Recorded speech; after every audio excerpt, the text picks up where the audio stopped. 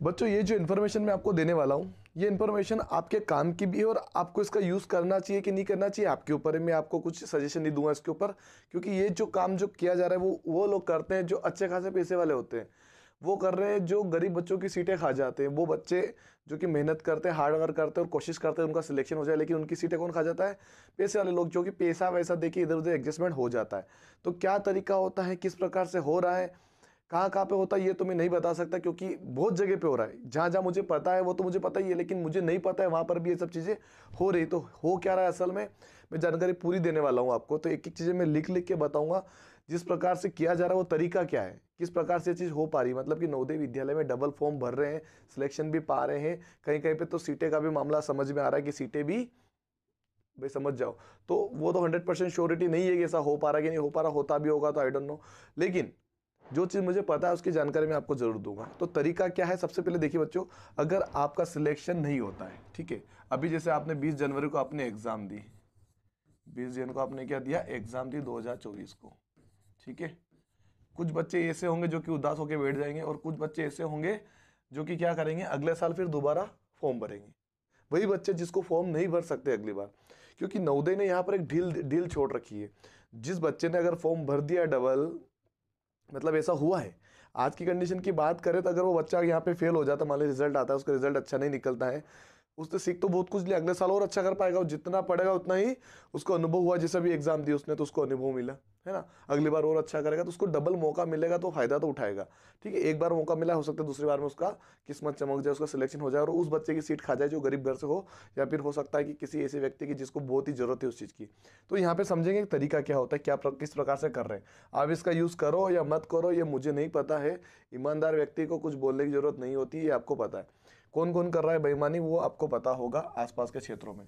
तो इस मान लीजिए आप एग्जाम हुई, इसमें आपको पता है कि एक सिलेक्शन नहीं हुआ, ये मान लेते हैं, ठीक है, सिलेक्शन नहीं हुआ, तो वो क्या करेगा, वो क्या करेगा, दोबारा फॉर्म भरेगा। तो कैसे भरेगा, वेबसाइट, अब ये बोलोगे कि वेबसाइट पे डल चुका है, भाई वेबसाइट पे डबल पकड़ा ही नहीं रहा ना, वो तो इन्फॉर्मेशन अपने हाथ में, अभी वो डालोगे तो वो पे ऑप्शन देता है कि आपने पहले फॉर्म भर चुके हैं, भाई हाँ भरेंगे, तो वो मना कर देगा, तो आप ना कर दोगे भाई नहीं भरा हमने, तो वहां पे तो अपने हाथ में ना। वहां पर उनको काम करना चाहिए नवोदय वाले को, कि भाई वहां पे नहीं करेगा तो उस पर वेरिफिकेशन के लिए कुछ तो उनके पास होना चाहिए ना।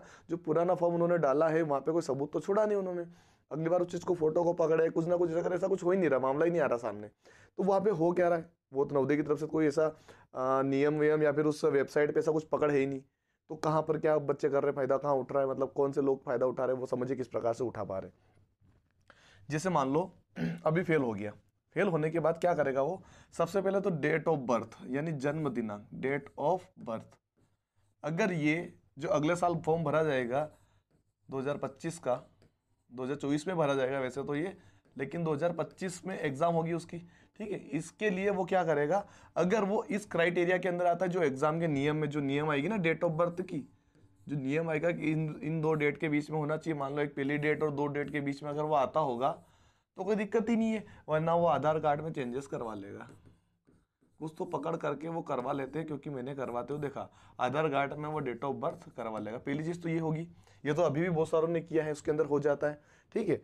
तो वो क्या करेगा, यहाँ पर करेगा। बस ये कंडीशन ये थी कि बच्चों पांचवी जो होगी वो बोर्ड नहीं होनी चाहिए उसके लिए, बस बाकी कोई दिक्कत नहीं होगी। बोर्ड के जो रिजल्ट होता है वो ऑनलाइन अपलोड हो जाता है, वो डबल डबल एग्जाम नहीं दे सकते, तो ये वाला मामला यहाँ पे हट जाता है। लेकिन सीबीएसई वाले की बोर्ड होती नहीं है, कहीं कहीं पे एमपी बोर्ड वाले भी एडजस्टमेंट कर ही लेते हैं ना। चलो बात करते हैं, कहीं कहीं पर ही होती है वैसे बोर्ड। तो ये डेट ऑफ बर्थ की बात करें तो वो एडजस्टमेंट कर लेगा, तो ये तो हर कोई कर ही रहा है। अभी बहुत सारे ने फॉर्म भरा, उसमें भी बहुत सारों ने किया होगा, ठीक है, ये बात तो सभी को क्लियर है।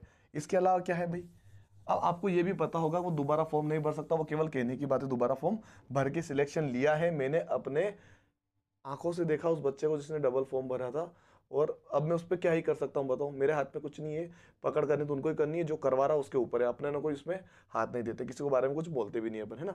तो अपना जो काम होता है हम करते रहते हैं। तो यहाँ पर क्या किया था उन लोगों ने, जहाँ तक मुझे पता चला क्या किया था, देखिए देखिए उन्होंने क्या किया कि जो आपको पता है कि तीसरी की मार्कशीट चाहिए यहाँ पे, चौथी की भी चाहिए और पांचवी भी चाहिए। बच्चा अभी 20 जनवरी के दिन वो एग्जाम दे रहा है, अभी वो पांचवी में फिलहाल में, ठीक है। वो क्या करेगा, दोबारा अगले साल पांचवी का फॉर्म भर दे, पांचवी में डबल पढ़ लेगा, नहीं पढ़ेगा तो छठी में ही, क्या करेगा, पढ़ेगा तो वो छठी के अंदर ही, लेकिन वो इसका नाम डाल के पांचवी करके डबल फॉर्म भर सकता है। और वो क्या करेगा, तीसरी और चौथी की नई मार्कशीट बनवा लेगा और पांचवी की भी नई बनवा लेगा। अगर सिलेक्शन हो गया तो छठी में एडमिशन ले लेगा, वरना छठी तो वो पढ़ ही रहा है उसी स्कूल में, तो वहाँ पर स्कूल वालों को थोड़ा बहुत इधर उधर एडजस्टमेंट करके वो अपना सब कुछ करवा लेगा। थर्ड की मार्कशीट नहीं बन जाएगी, फोर्थ की नहीं बन जाएगी, क्योंकि स्कूल वालों के हाथ में। और फिफ्थ अगर बोर्ड नहीं है तो भी स्कूल के हाथ में है, तो वहाँ पर भी काम हो जाएगा। ये 2-3 तरीके अपना सकते हैं। और एक और तरीका क्या करते हैं बच्चे, देखिए एक और चीज़ मैं आपको सिखाता हूँ कि बच्चा रूरल में अगर है, मतलब अर्बन में है और रूरल में आ जाता है, वो भी किस प्रकार से हो रहा है, वो भी फर्जीवाड़ा एक तरीके से आप समझ सकते हो। वो स्कूल वालों की गलती है, यहाँ पर कोई बच्चों की नवोदय की गलती नहीं, स्कूल वाले कर रहे हैं, लेकिन पकड़ नवोदय वालों को करना चाहिए ना, वो नहीं कर रहे वो। ठीक है, तो ये बात समझ में आई कि तीसरी, चौथी और पांचवी की नई मार्कशीट बनवा के एक साल बच्चा, जैसे मान लो अभी वो पांचवी में है, अगले साल छठी तो पढ़ रहा है वो, लेकिन वो फॉर्म डालेगा पांचवी के हिसाब से, अगर सिलेक्शन हो गया तो तीसरी, चौथी और पांचवी की नई मार्कशीट बनवा के वो दे देगा। ठीक है, जिसमें छठी का कोई रोल ही नहीं हो, छठी में है या नहीं कोई लेना देना ही नहीं उससे, वो पांचवी के हिसाब से इंटर करेगा, छठी में चला जाएगा। तो यहाँ पर पूरा गेम चलेगा, यहाँ पर वो एडजस्टमेंट करवा लेगा कुछ पैसे दे के। ठीक है, यहाँ पे ट्राई करेगा। अभी तो वो केवल छठी के हिसाब से पांचवी में फॉल्ट डाल रहा है, अगर हुआ सिलेक्शन तो इधर पैसे फंसा के मार्कशीट बन जाएगी, वो किसी भी स्कूल से बनवा सकते हैं, कोई है ही नहीं, जिसका नाम लिखेंगे उस स्कूल के मार्कशीट लेके आ जाएंगे फॉर्म के अंदर। ये बात समझ में। अब रूलर का समझते हैं, बच्चे रूलर में कैसे एंटर कर रहे हैं वो। ठीक है, ग्रामीण में कैसे इंटर कर रहे हैं वो समझ लीजिए। अब ग्रामीण में बच्चे अर्बन से कैसे आ पा रहे हैं, कैसे आ पा रहे हैं समझिए।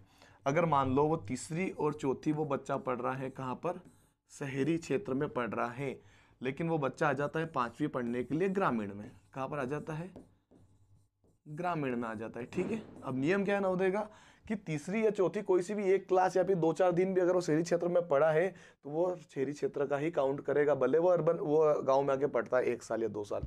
अगर 1 साल भी कहीं और पढ़ा वो तीसरी या चौथी पांचवी में से 1 साल भी, तो वो क्या करेगा, वो अर्बन का ही काउंट होगा, यानी कि शहरी क्षेत्र का ही काउंट होता है। लेकिन गड़बड़ी क्या कर रहे हैं यहाँ पे, पांचवी पढ़ने के लिए वो बच्चा आ गया कहाँ पर, गांव में आ गया, है ना, गांव में आ गया यानी ग्रामीण क्षेत्र में आ गया। और यहाँ पर उस स्कूल से बात कर ली जाएगी कि अगर बच्चे का अगर सिलेक्शन हो जाता है, क्योंकि फॉर्म तो वो स्कूल वाले भरेंगे, पांचवी में जो बच्चे पढ़ रहे हैं जिस स्कूल में पढ़ रहे हैं वही फॉर्म भरेंगे, तो फॉर्म भरते टाइम उनसे ये डिस्कशन हो जाएगा कि भाई तीसरी और चौथी का भी रिजल्ट आपको ही बनाना है, अगर बच्चे का सिलेक्शन हो जाता है, आपके लिए जो भी सेवा होगी हम आपको देने के लिए तैयार है।